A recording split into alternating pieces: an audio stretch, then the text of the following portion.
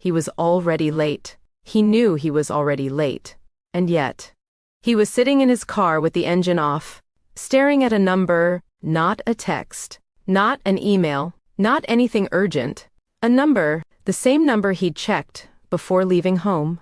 The same number he'd checked while eating breakfast. The same number that had absolutely no reason to be different. Still, he looked at it again.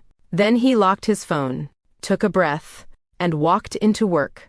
3 hours later, he checked again. At first, that sounds ridiculous.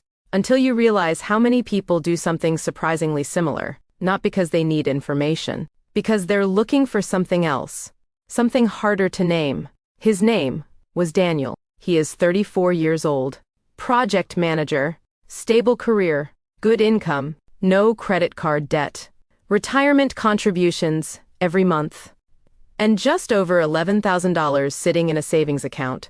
By most definitions of financial success, Daniel was doing fine. So why was he checking his bank account 17 times a day? If you'd asked him, he would have given you a reasonable answer. I like knowing where I stand. I stay on top of things. Better safe than sorry. All of those answers sounded true. None of them were. Because people who simply stay organized don't refresh the same number 17 times a day. Something else was happening. Daniel just hadn't figured out what it was yet. A few years earlier, everything looked different. A surprise round of layoffs. One meeting, one folder, one awkward walk through a parking lot that suddenly felt unfamiliar. And then, the paycheck was gone. For 4 months, he watched his account shrink. Rent, groceries, utilities, insurance. Week after week, the number got smaller, and the smaller it got, the more often he checked. Not because checking helped, because not checking felt worse. Every time he opened the app, there was a strange hope, a completely irrational one, that somehow the number would be bigger than he remembered, that somehow the problem would have solved itself while he wasn't looking. It never did, but he kept looking anyway. Because uncertainty does something strange to the human mind. We like to think we fear bad news. Most of the time, we fear uncertainty even more. Eventually, Daniel found another job.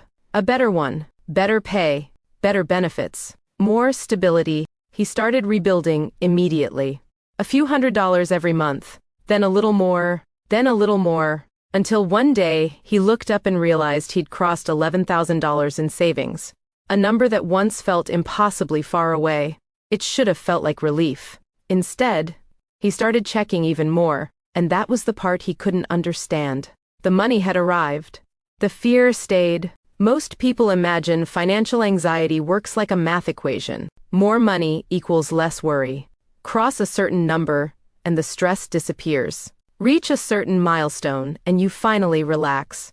But Daniel was discovering something uncomfortable. The number wasn't fixing the feeling, because the feeling had never been about the number. Rachel noticed before he did. They were watching television one evening. Halfway through the episode, she glanced over. Banking app. A few minutes later, banking app again. Eventually, she muted the TV. Is everything okay? Daniel looked up. Yeah. And technically, it was. The bills were paid. The savings account was growing. Nothing was wrong. Rachel studied him for a moment. Then she asked a question that stayed with him. Then why do you keep checking? Daniel opened his mouth and realized he didn't have an answer. Not a real one. If you're enjoying these stories about money, habits, and the hidden psychology behind financial decisions, consider subscribing to Habit Wealth Stories. Because money is rarely just about money. And that's exactly what these stories explore. A few weeks later, Rachel suggested a trip. Nothing extravagant. Just a weekend in Nashville. Friends, music, good food. A break from routine. Daniel immediately started calculating. Hotel, gas, meals, a few drinks, $300, maybe more, and almost instantly, something tightened in his chest. So he said no, told her he was trying to be responsible, trying to save, trying to be careful. Rachel nodded. Then she went without him.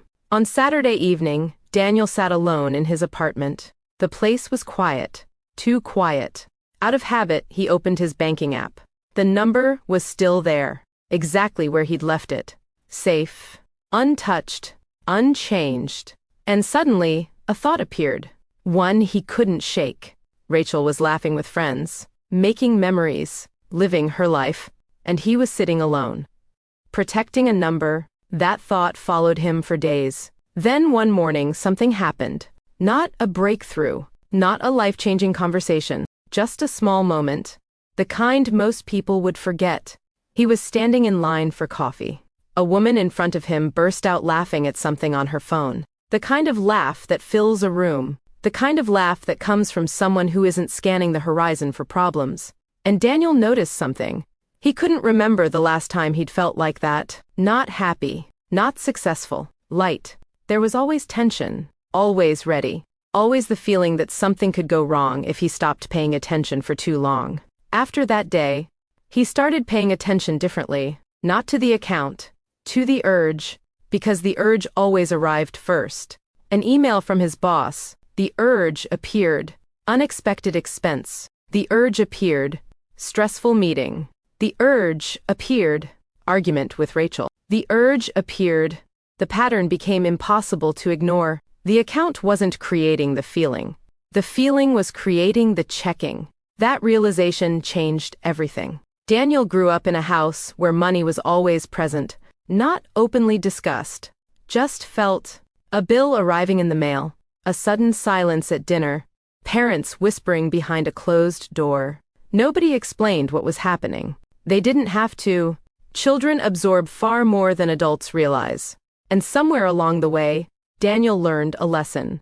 Money meant safety. Less money meant danger.